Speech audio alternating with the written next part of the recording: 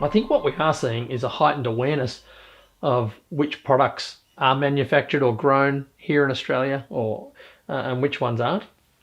And I know that country of origin labelling was brought in by the government here in Australia about just under 2 years ago, which they were hoping would highlight a lot of the brands that were Australian made, and get people to push toward those brands. A recent study by Nielsen actually showed, this is pre-COVID, showed that there's about 11% of customers globally who are sort of wedded on to buy only locally made products. There's about another 54% of people who said they mostly buy local products. And I think one of the trends that is starting to come out of the back of COVID-19 is a pushback to look after your local manufacturers and your local producers of goods. One of the other areas that I think's done really well is the exercise market. You think about gyms haven't been able to be open, neither have things like dance classes, yoga classes, but a lot of brands and organisations have quickly pivoted to go online, and people are taking dance classes, yoga classes. They're doing some of their personal training in isolation still. Same's been happening with things like book clubs. People have been having Zoom dinner parties, Zoom drinks on a Friday night. And of course, schools and universities have had to very quickly pivot to online, which has been a huge effort by many of them. The same can be said for the government. I mean, with all their initiatives that they've been offering, which has been quite incredible to keep our economy going, a lot of those applications have had to happen online. And also they've clearly created the COVID-19 app around traceability and interaction of people who might have been exposed to COVID. The health sector is one that is clearly going through a rapid change now, particularly those involved in driving the vaccine and the understanding of the virus. The other one for me has been around cooking. There's been a real push, obviously, with people in home isolation back towards cooking at home, having lunch and dinner 7 nights a week with their partners, with their families.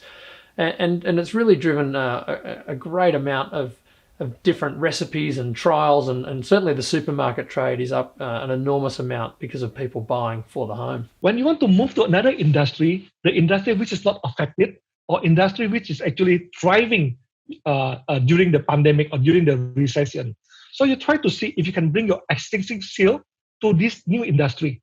So let's say when you are good in sales, you say then you're very versatile. You can move to any industry because any industry will need sales. But let's say you are very good in design, or you're a very artistic person. Choose the area which your skill can be implemented. Don't start something really new unless you have no choice. Yeah, but it is a very bad time for you to learn a new skill right away and hoping you can be implemented, because everybody is looking for a new job.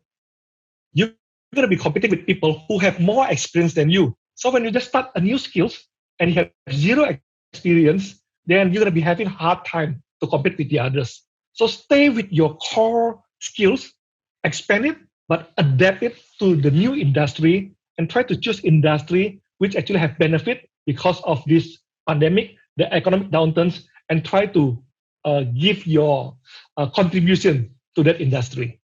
So, your marketing, you've got to be on board that people don't forget about you. So actually we've done a lot of work on just, marketing and new ideas. People want new things. We did a campaign of 2020, let's rewind 2020 back to 2010 prices. So we actually put our brunch menu on, which is very popular.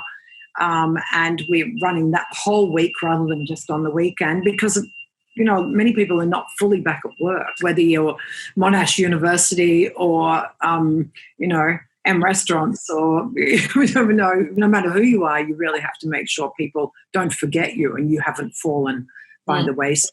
So one is on product side, on product element, do not cut your product quality. Same thing for services, I guess. That still apply to services. Number two, question, spend or not to spend. We have seen also cases back in the past recession, those brands who still invest in their marketing communication, they recover better or quicker than brand that stop all the spending. Why? Because especially for fast-moving consumer goods, you need to be in consumer consideration mindset. Don't let consumer forget about your brand.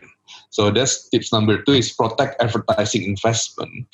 But of course, you have to spend it wisely.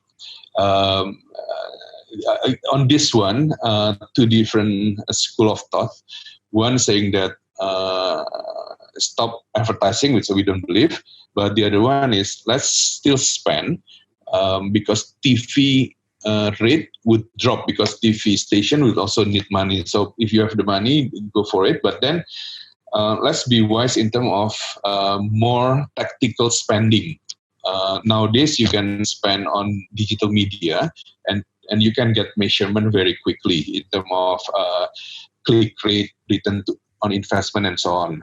Tip number 3, when you do promotion, do value-adding promotion rather than simply cutting your price. But in terms of IP and, who's going to pay for it, who's going to buy it, it's really quite unknown.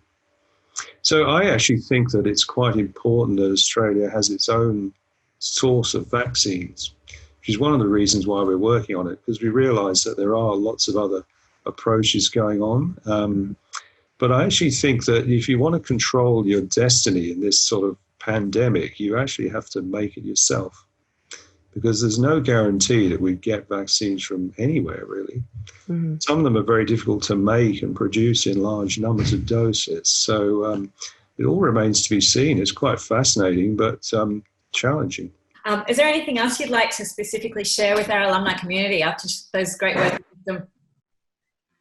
Look, I think the key thing I'd say to alumni, and this is where the benefit of alumni is really, is it is a community and to reach out and connect. I mean, one of the best things that you've got with the Monash alumni community is that very high level of skill set and expertise. And so as opposed to sort of other groups which obviously fulfill great needs as well in terms of social interaction and other terrific opportunities to interact and network. I think the thing about Monash is that it is a consistently high level of expertise that you can tap into and a whole range of opportunities to do that. So I think it would be to make sure you reach out and connect, because you invariably will find some benefits for you and your business.